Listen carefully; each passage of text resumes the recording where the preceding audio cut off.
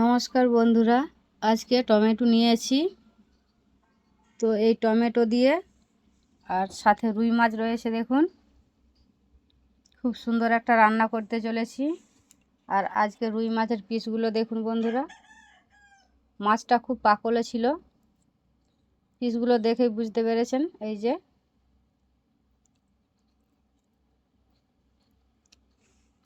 তো পুরো ভিডিওটি দেখতে থাকুন।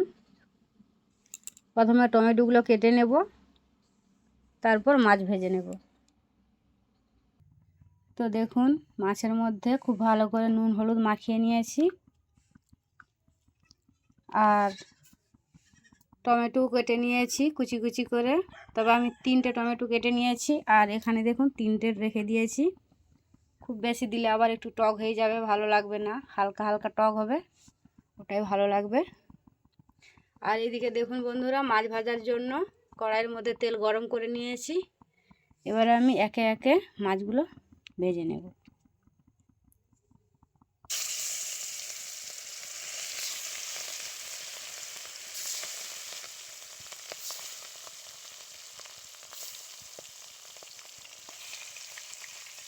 সবকটা মাছ কিন্তু আমি কড়াইয়ের মধ্যে দিয়ে দিয়েছি, আর এগুলো একসাথে ভেজে নেব।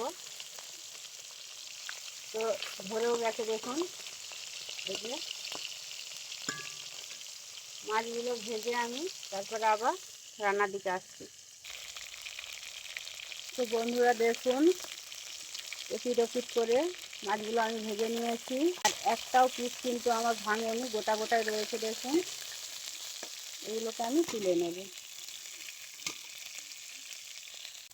সবকটা মাছ ভাজা হয়ে গেছে, এরপর আমি রান্নাটা করে নেব। তো মাছ ভেজে কড়াইয়ের মধ্যে বেশ অনেকটাই তেল রয়ে গেছে। দিয়ে দিচ্ছি আমি একই তেলের মধ্যে রান্নার জন্য একটা গোটা শুকনো লঙ্কা, আর দিয়ে দিচ্ছি আমি কালো জিরে ফোড়ন। এরপর দিয়ে দিচ্ছি আমি টমেটো কুচিগুলো ফোড়নের মধ্যে, দিয়ে দিচ্ছি অল্প নুন।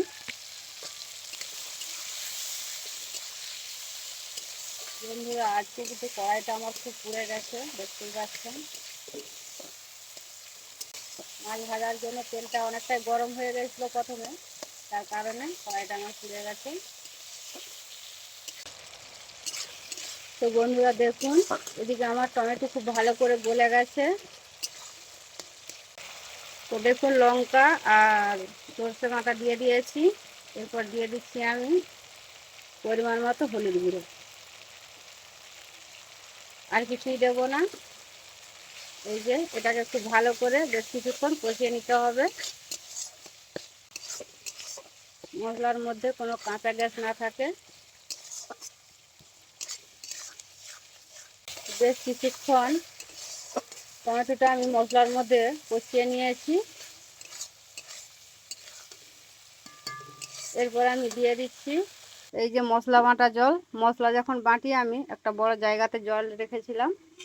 এই মশলা বাটা জল তরকারির মধ্যে দিলে রান্নার স্বাদ কিন্তু ভালো হয়। তো আর কিন্তু জল দেব না, দেখুন মশলা বাটা জলটাই দিয়ে দিলাম। তো এরপর ঝোলটা ফুটে আসলেই মাছ ভাজাগুলো দিয়ে দেব। তো দেখুন বন্ধুরা, ঝোলটা খুব ভালো করে ফুটে এসেছে। তো এরপর আমি দিয়ে দিচ্ছি মাছ ভাজাগুলো। আর মাছ ভাজাগুলো দিয়েই খুব বেশি কিন্তু ফোটাবো না, জাস্ট কিছুক্ষণ ফুটিয়ে নেব।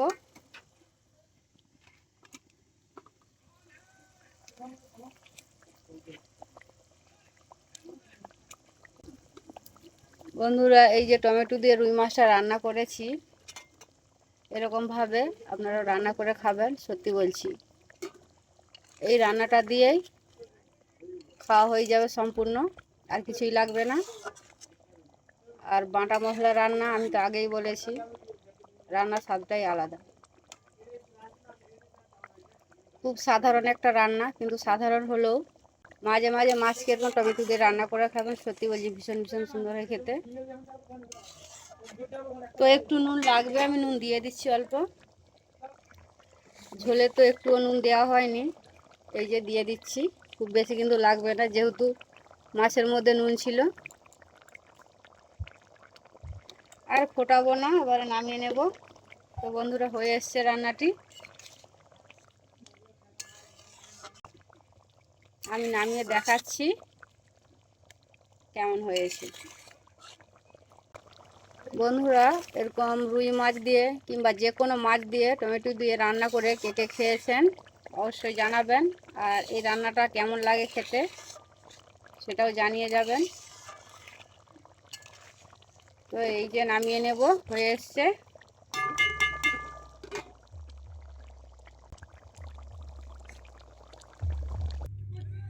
তো দেখুন, নামিয়ে নিয়েছি। আর কতটা সুন্দর হয়েছে দেখুন বন্ধুরা। আজকে কিন্তু এই রান্নাটা দিয়ে খাওয়া হয়ে যাবে।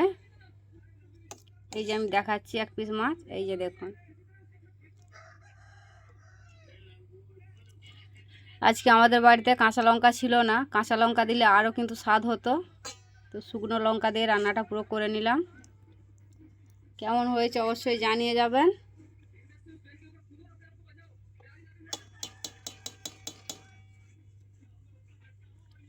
খুব বেশি কিন্তু ঝোল করিনি দেখুন বন্ধুরা,